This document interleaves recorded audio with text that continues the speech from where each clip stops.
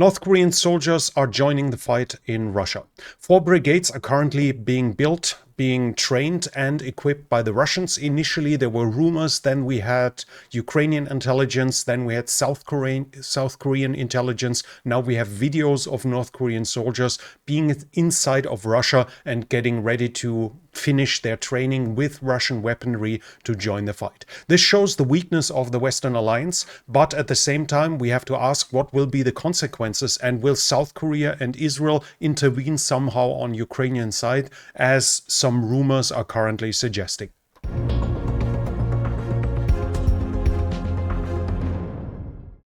Now, at first, we have to talk about the obvious thing. This shows the weakness of Russia, that they are dependent on North Korean soldiers. This shows the weakness in their troop generation, the weakness that they haven't won the war after 3 years, 2.5, 3 years by now. All of this has to be said and has to be acknowledged. But at the same time, North Korea will profit from it.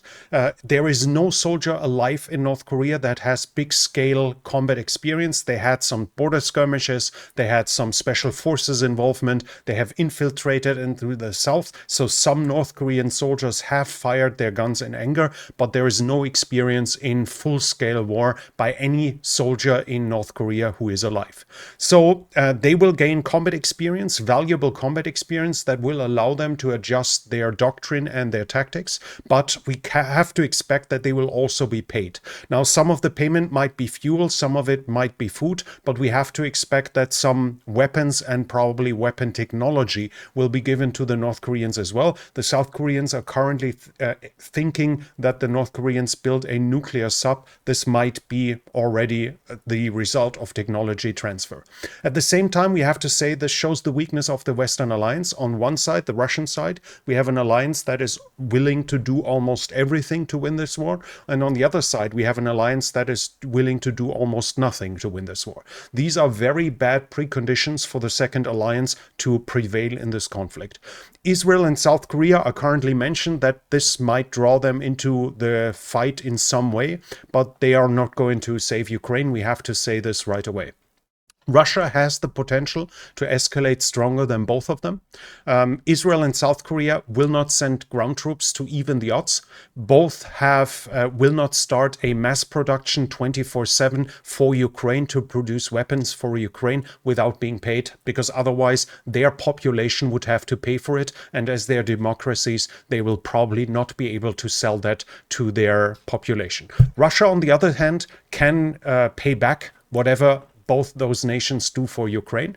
Russia has military technology that the arch enemies of both Israel as well as South Korea can need and direly need. That's missile technology, that's satellite technology, that's air defense, electronic warfare, and the miniaturization of nuclear weapons that both those nations that face Israel and South Korea could use. They could also help in regards to the air force of both nations, as both of them are mostly obsolete, especially as Russia has suffered only mild losses among its own air force. So while the ground forces have suffered serious losses, the air forces are more or less intact and could probably accept some units, some flying equipment being handed over to the other ones.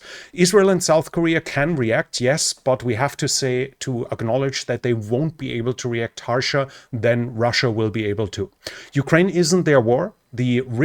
The willingness to take risks for Ukraine will always be lower than the willingness to take risks inside of Russia, as this is Russia's war, but not the war of Israel and South Korea. And at the same time, both nations try to adhere to international regulations and international rules, whereas Russia has proven that they are not willing to do so by their invasion of Ukraine. To start with the first thing, we have to remember World War II, the famous quote from the French media, "Mourir pour Danzig," so why die for Danzig for a city far away from them. This will be a question which both populations will face in case of some kind of interventions where there are some fantasies in these regards, and we have to ask, why should both nations take any serious risks for Ukraine. They surely have sympathies for Ukraine, but they want their national goal is to be safe themselves. For that, to achieve that, their arch enemies need to be kept weak or need to be limited in their power. And there are only two ways for each of these nations to achieve that. In regards to Russia, they can create a deterrence towards Russia, or they can avoid provoking Russia by making sure that Russia doesn't give those nations weaponry technology that would improve their capabilities significantly. For the first thing, to deter Russia, they would need to be willing to go further than Russia is willing to do, and they need to be willing to hurt Russia more than Russia can hurt them in return. How? How should Israel and South Korea threaten Russia to a degree where Russia could not trump them, could not send more to the arch enemies? Is it realistic that Israel could threaten Russia that it could give Ukraine nuclear weapons? Probably not. Russia, on the other hand, is ignoring all international rules. They've shown that by the invasion into Ukraine. At the same time, they are not just breaking the United Nations Charter, they are also sitting in the World Security Council. So in this regard, they have the standing to prevent anything serious against themselves. They have suppressed their population, so the population won't. There's no reasonable expectation right now that the population might rise up to stop anything in regards to North Korea, whereas in Israel and Ukraine, in Israel and South Korea, we have populations that want to live in peace and in liberty. The population of either country, of the two countries, want to enjoy life. They do not want to go to a foreign country to fight there and to die there. They do not want to hand over all their income to finance a build-up of military weaponry to be sent to Ukraine. So the willingness to mobilize the population, to mobilize the country for Ukraine is basically close to non-existent, apart from some gestures and apart from showing some sympathy. Russia, on the other hand, can give North Korea and Iran missile technology to improve their capabilities significantly. They could help both with nuclear weapons. They have shown no restraint so far when it comes to their own behavior. The only limits in regards to North Korea and to Iran is probably in some things they're holding back towards China to not annoy them, and towards India. But other than that, it's their own national interests, because they themselves do not want to have too strong a nuclear power in North Korea, and they probably do not want to see Iran becoming a nuclear power. But if their national rationale says that they should help both of them in these regards, I think it's illusionary to expect that Russia would never do this under no circumstances if this is what they can use to punish Israel and South Korea. So by which ways could Israel and South Korea trump that, give a stronger deterrence than the possibility, the threat of handing over nuclear technology and missile technology to an arch enemy who is willing to fight against the